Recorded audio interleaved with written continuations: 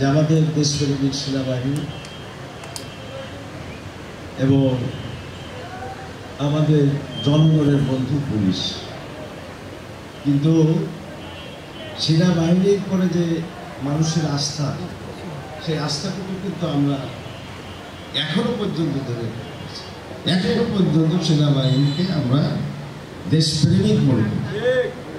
কিন্তু বাংলাদেশের পুলিশ আমরা কিন্তু এখন আর বন্ধু ভাবি না, পুলিশকে আমরা এখন শত্রু ভাবি। এই কারণে ভাবি যে পুলিশ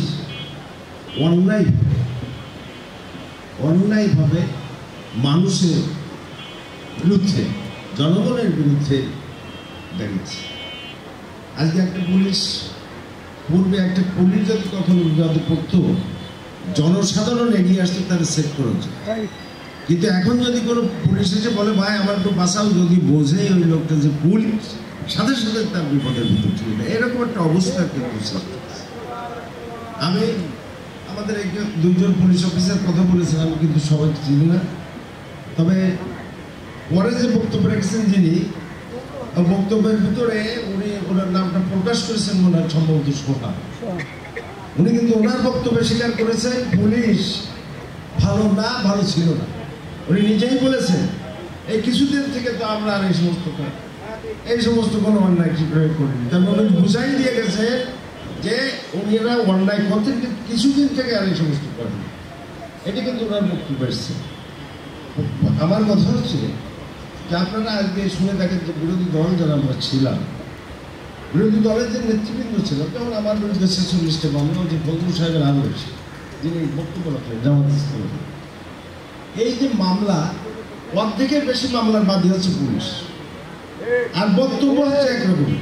সেটা হচ্ছে এই যে অমুক জায়গায় মিটিং করতেছিল বিএনপি জামাত শিবির, এরা মিটিং করার পরে পুলিশের উপস্থিতি টের পেয়ে সব দৌড়ে পালাই চলে গেল, চলে যায় এই যে বোমাবাজি করে সব পালাই চলে গেল, আর অমুক অমুক অমুককে আমরা দাবড়ায় ধরে নিয়ে আসলাম। ওনারা কিন্তু নিয়ে এসে বাড়িতে ঘুমোতে এইভাবে কেসে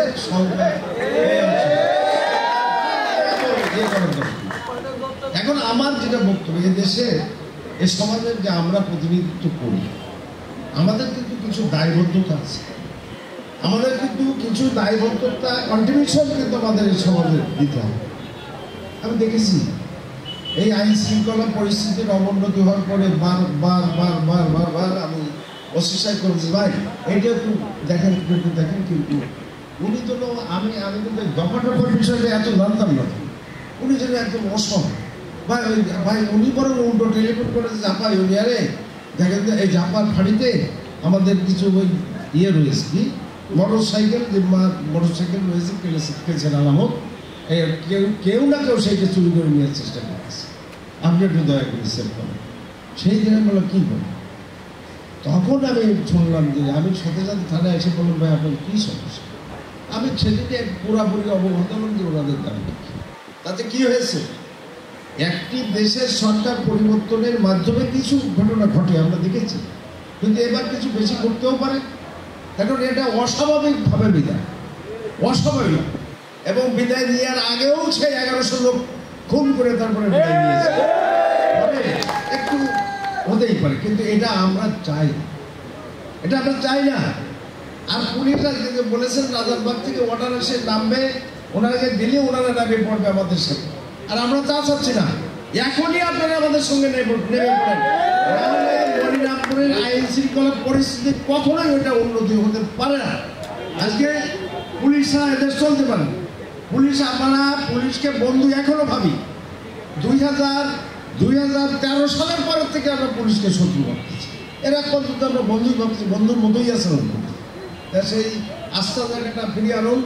আমি মেজর স্যারকে বলবো যে আজকে যদি আরও ওনারা রাজারবাগ অর্ডারের জন্য বসে থাকেন, তাহলে কিন্তু পরিস্থিতি নিয়ন্ত্রণ রাখা খুব মুশকিল হয়ে যাবে। এই জন্য যদি আপনাদের কোনো ভয় থাকে, আপনাদের যদি কোনো কষ্ট থাকে বা ভয় যে আপনারা লোকালিতে যেতে পারতেছেন না, পুলিশি সমস্যা মনে করতেন, জনগণ আপনাদের পরে ইয়ে করতে পারে, আমরা আছি তো, রাজনৈতিক ব্যক্তিরা আছে, আপনাদের কেউ কিছু বলবো না। আজকে চুরি ডাকাতি শুরু হয়েছে। একটা দেশের সরকার পরিবর্তন হলে কিছু ঘটনা হবে, আরে একদিন কিন্তু আজকে তো 10 দিন হচ্ছে, 8 দিন হচ্ছে যে এখন তো বন্ধ হইল। আপনারা এটা মাঠে থাকলে এটা সম্ভব হবে, ওই একদিনই শেষ হয়ে যাবে। এখন শুরু হয়েছে লুট, এখন শুরু হয়েছে চাঁদাবাজি, এখন শুরু হয়েছে হুমকি। এখন শুধু একটা আমাদের লোকের কথা শোনা গেছে যে ওই কে আয় তোর বাড়ি জ্বালাই দেবো, ছেলে ফোন করবো, এইরকম একটা হুমকি দিয়ে কিন্তু পরিস্থিতি একটা নিয়ন্ত্রণের বাইরে চলেছে। আপনারা যদি এখনো মনে করেন 10 দিন পরে নামবেন, তাহলে কিন্তু একটা সম্ভব নয়। তাই আমি মনে করি তাই আমি মনে করি যে আজকে একটা সিদ্ধান্ত হয়ে যায় যে পুলিশ আজকেই ফিরে কাজে যোগদান করতে পারে কিনা, এরকম একটা ডিসিশন হয়ে যায়। ওর জন্য আমরা পুলিশকে ওসি সাহেব এবং যারা থানার ভারপ্রাপ্ত অন্যান্য কর্মকর্তাগণ আছে তাদেরকে নিয়ে একটা লোকালিটি যে আমরা পুলিশ এবং পলিটিক্যাল পার্টির লিডার যে একসঙ্গে আমরা একটা এইরকম একটা সভা সেমিনার করে আমরা আমাদের স্বাভাবিক জীবনে ফিরে আসি সবাই, এই আহ্বান জানাই। তো যা কথা বলার অনেক কথা ছিল কিন্তু সম্ভব হলো না। আজকে সবাইকে ধন্যবাদ দিয়ে এবং আমি পুলিশকে অনুরোধ করবো যে আপনারা আপনাদের কাজে ফিরুন, আমরা আপনাদের সর্বতভাবে সহযোগিতা দেবো, এই কথা